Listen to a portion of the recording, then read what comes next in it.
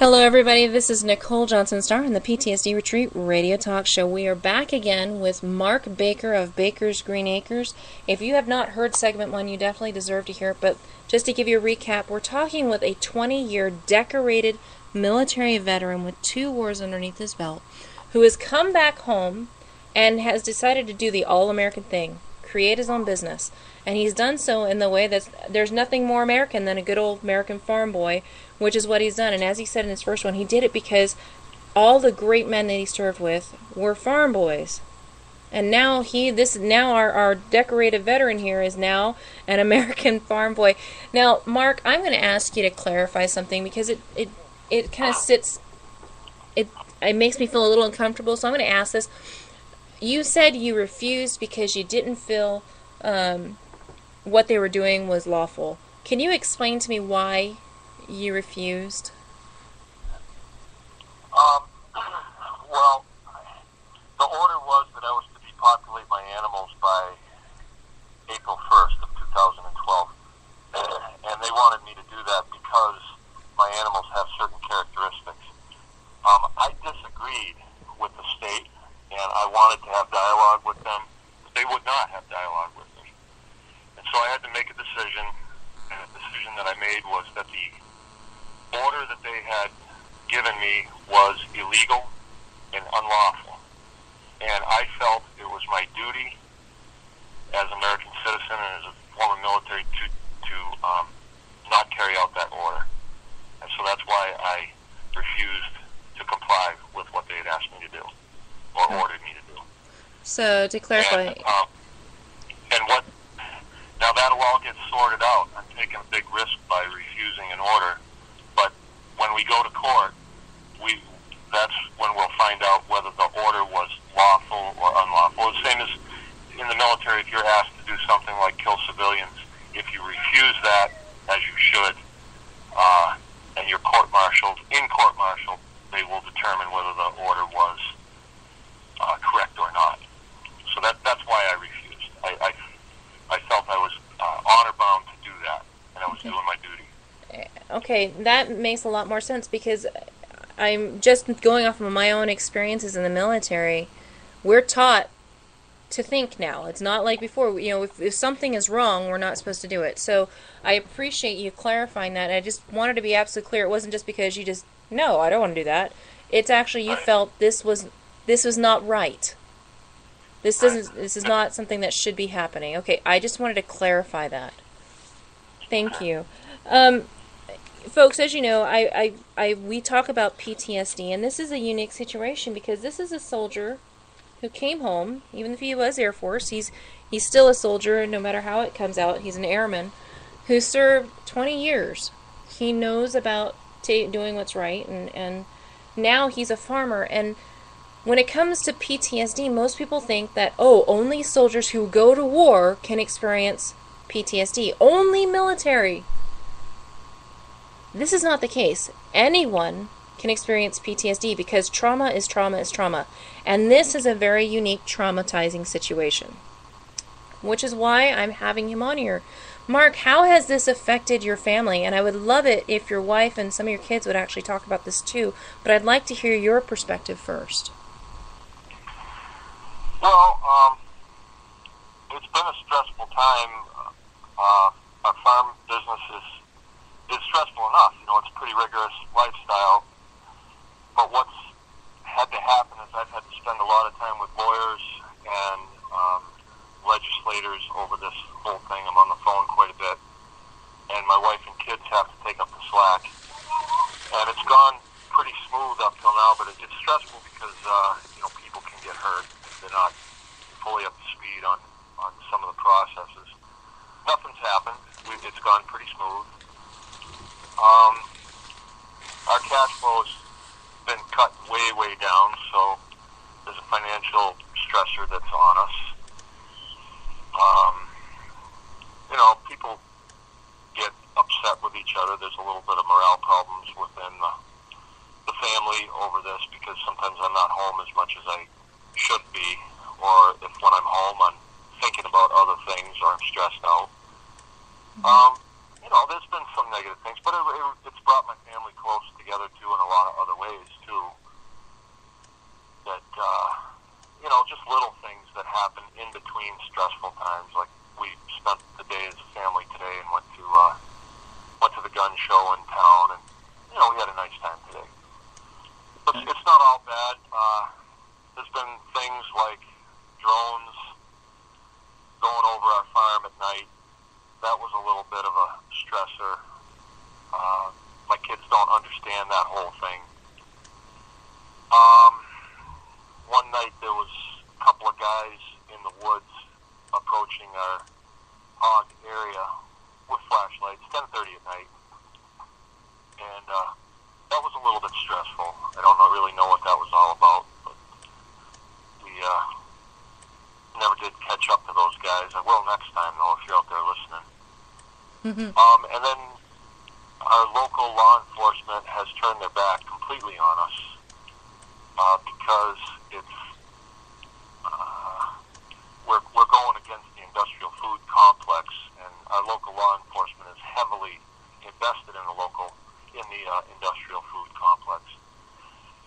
So that's a little stressful because the only law that I have here is really what I can do on my own. The only security that I have to provide my own security is what I'm saying. So I've got that worked out pretty well. I know how to do those things. We have security cameras all over the farm, which I thought I was done with that when I left the military. I mean, I came into civilian life to get away from that stuff.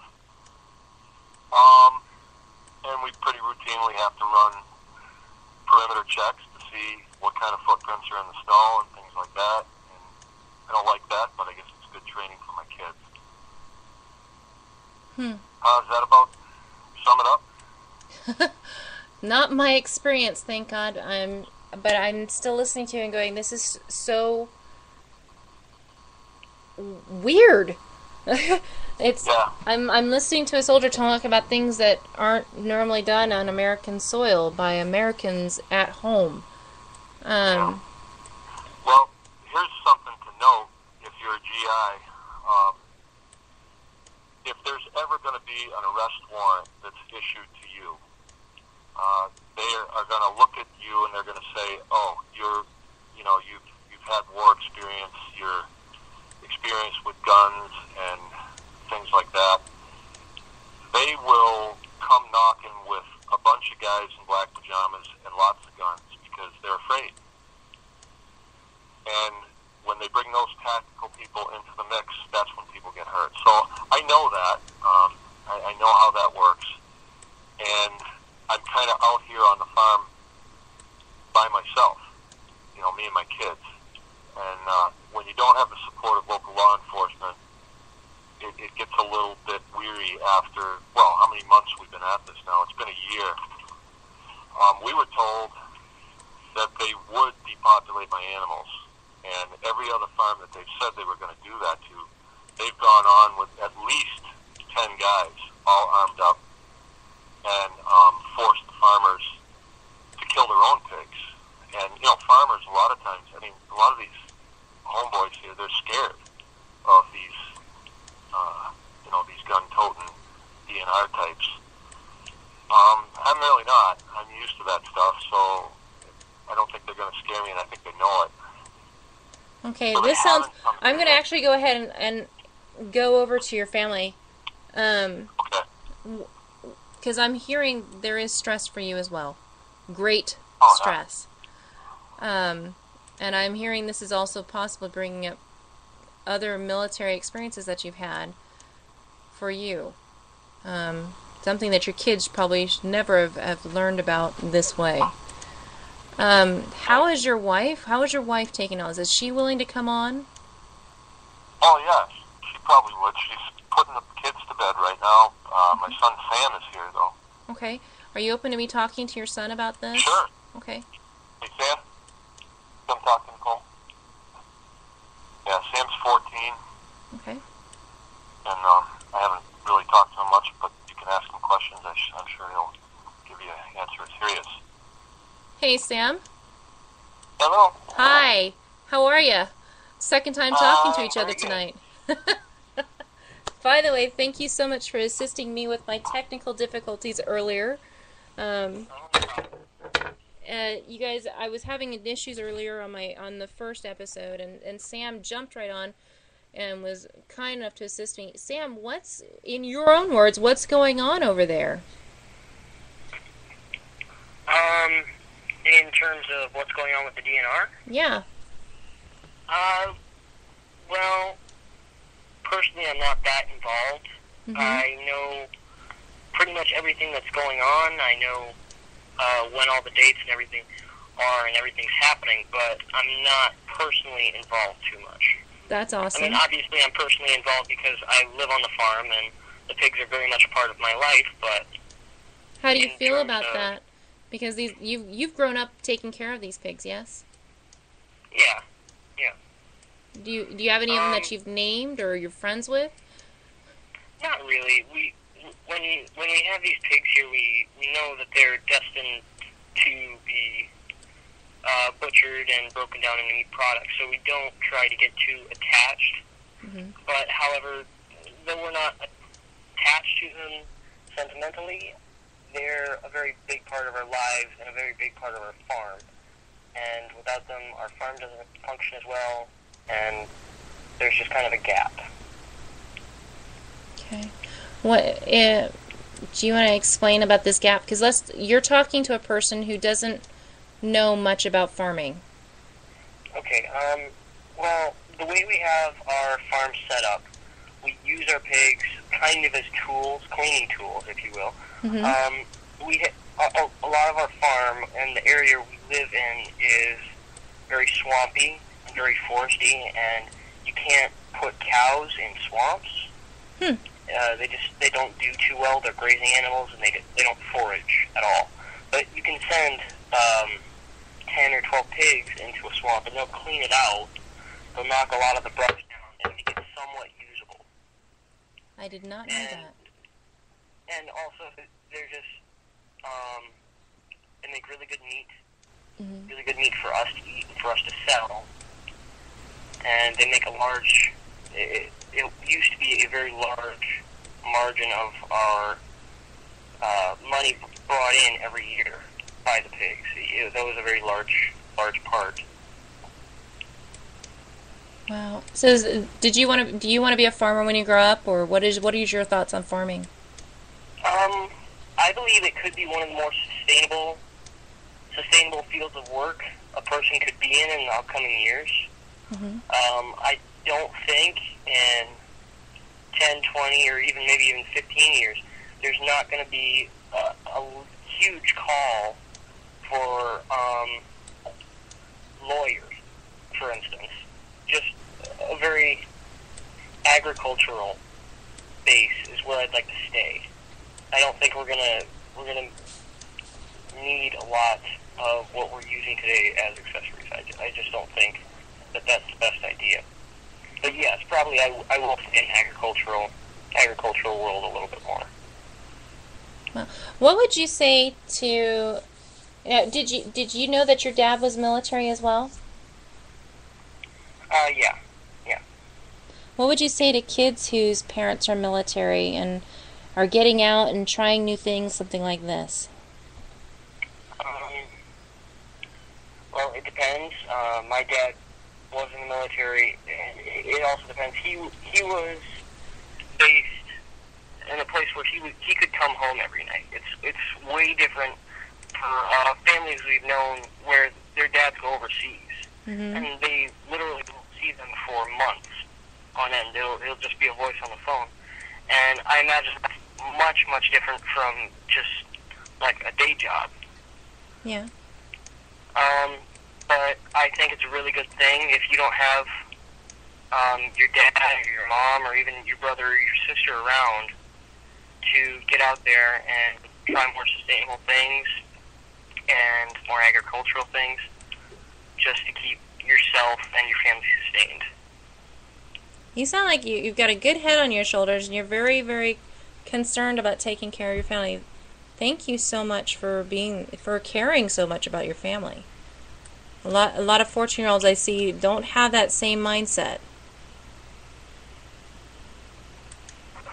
So, thank you for being extremely responsible. What is the funniest experience you've had with your pigs? We've had a lot of different experiences. Not all of them have necessarily been funny. Mm-hmm. But probably one of the more enjoyable experiences we've had with our pigs is younger. I can't do it now. I'm too big. But we used to get pigs in, and we'd actually go out there and jump on their backs and ride them. Are you crazy? No way! No, we seriously did. It didn't really work out that well. It was a lot like a rodeo, The longer you could stay on, the better. I think, our top was maybe 5 seconds. They just take off. I didn't know pigs were that strong. Oh, yeah. Yeah, they can be if they want. Our pigs, the ones that we have, they're a little bit different. We've tried to ride the standard hogs we used to have. Excuse me. And they used to just take off across the field and you'd fall off their back. But these Mongolita pigs that we have, you jump on them and they try and spin around to see what's on their back. So they just spin around in circles. And it was just really hard to stay on. So, yeah, that's been probably one of the more enjoyable experiences we've had with our pigs. Okay, I want to try that, but apparently there's not pigs big enough for me, so I'll have to send my daughter one day to try that. Over in Utah, they have a sport that's like the kids in their local fairs, the county fairs. They'd actually do the try and grab a pig, but I've never heard of one riding a pig. So that's Oh yeah, like the grease pig catching thing. Yeah. Let a grease pig go, and a bunch of guys will try and catch it. Yeah, we used to have a little event that our town would do, actually, the next town over. It was called McBain Days, and they would do that. That was pretty fun. I never actually got to participate. They quit doing it a few years ago, and I was never old enough, but it was pretty fun to watch. Well, I think I would enjoy seeing you guys try to ride the pigs, too, just because I think that's hilarious. I would probably be falling over laughing, so that's hilarious. That's crazy. Now, are pigs generally really nice, or do you need to be worried when you're walking around them? It depends on what kind of pig it is, and it depends, male or female. The best pigs, probably the nicest pigs, are our feeders, and those are our castrated males. Mm-hmm. Just because, we're around them a lot, at least twice a day, and they know we feed them, and we usually have food for them, so they're fairly friendly. You can't go out there and pet them like dogs, but they won't attack you or anything. Probably the more dangerous kind of pig would be a mother, and not just a sow, a mother with babies, because they're very, very, very protective. So you got to be kind of careful which ones you try and ride. Okay, I will keep that in mind. Thank you so much, Sam, for sharing with us. And would you recommend, now I just bought a farm and we want to have a day retreat on here for soldiers. Would you recommend to us to have pigs? Is it worth the experience? Just riding them? Oh, no. Having pigs. I'm sorry. Yeah, military men and women are a lot bigger than you kids. We definitely don't fit. I think pigs are a really good animal from an agricultural standpoint, and a really good pig from a farming standpoint as well. Okay. They're really not that difficult to keep if you have the right facilities. By facilities, I mean the correct fences, One strand electric wire won't keep them in. You got to have the right kind of fences. Excuse me. And they're not difficult to come by. And pigs are they're easier to come by as well. You can get wiener pigs for a lot cheaper than you can get a calf. And you get a lot more meat from a pig once it's grown up than you would from a goat. And it grows much faster than a cow would as well. Even though you do get more meat off of a cow, it takes a cow about 2 years to get to full size. So probably for something of a hobby farmer, or if you're growing your own meat, a pig would be the best option.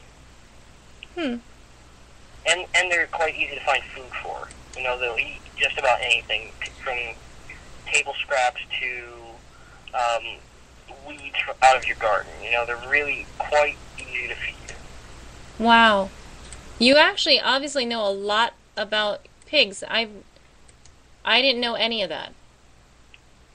So I will think about that. You know, I guarantee I actually want to know about pigs, because the idea that something can actually clean up my bad areas on the property, or the areas that just don't work for me, I didn't know that was possible.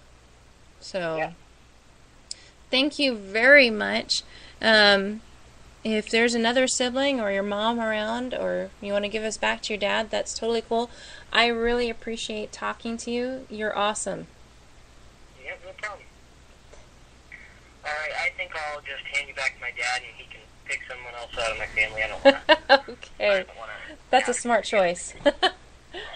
Nice to meet you, Sam. Hi, Nicole. It's Mark. Hi. Wow. He definitely has spent a lot of time with the pigs. Oh, yeah. He knows the business of pigs. And he's Yeah, the kids are homeschooled, so they're here all the time, and they work with me. This is a major part of their life. This is not something that's just, oh, dad's having a hobby. They know what's going on when it comes to that farm. Yeah. They were all with us this weekend when we slaughtered the last of the sows. Matter of fact, Sam did some of them himself. Wow. That's amazing. That is really amazing. He blows me away. This is the second time I've gotten to talk with him. I'm blown away again. And do you guys have pictures of the kids trying to ride those pigs? That's hilarious. Oh, that's fun. That's fun. The kids would get as dirty as the pigs. That I don't look forward to. That's a perfect way to deter me as a mom. What else they used to do, he doesn't remember this or didn't tell you, but when we'd have a lot of baby pigs, there'd be, 100 of them or so, and the kids would go in there and lay down in the straw, and the pigs would just cover them, nipping at them and just cover them. Yeah, that was fun too. That is hilarious. And so obviously these are a very safe animal. Oh yeah, the domesticated pigs, what they call it, domesticated pigs, like the pink pigs, Mm-hmm. they've been kind of inbred so much that they can be kind of nasty. Mm-hmm. And we didn't like to keep big sows around here because they eat their own babies, and they'll eat one of our kids if they got the chance. Oh. But these heritage breed pigs are more like a beef animal. They're not mean, they're not nasty. They don't dislike human beings to the point where they'll bite you. And you guys, it sounds like your pigs are fairly socialized. Oh yeah, our sows that we killed this weekend some of them have been here for 5 years. Wow. Yep, we knew them. They all had names. But it was a question of the biggest animals had to go first, just because the amount of feed that they would eat. Well, is your wife around, or are the kids in bed yet? She is. Okay. She is. She's right here. Hold on just a second. Before we introduce her, let's go ahead and close out this segment. You guys, thank you so much for listening to the second segment. You've now got to know Sam, who's a 14-year-old boy who's grown up with these pigs. And as you heard, he knows a lot about these animals. It's not just a play toy for him. He definitely knows the business side. So there's definitely some impact that's going to affect this young man as he grows up. Thank you so much for listening. We're going to go ahead and go to the next segment. If you want to comment on this or call in, you're more than welcome to, and we'll you can Skype in, and we'll post your questions on in the future. And if Mark or his wife is willing, we'll see if they'll be willing to answer those questions for you, and answer any comments. You can reach us at support@theptsdretreat.org, or you can Skype us at the PTSD Retreat, or go to our Facebook at facebook.com/the PTSD Retreat, no spaces. And Thank you so much for listening. Again, this is Nicole Johnson-Starr and Mark Baker, though you just heard Sam Baker as well, with the PTSD Retreat Radio Talk Show. Have a good night, and stay tuned because we're about to bring on the next segment.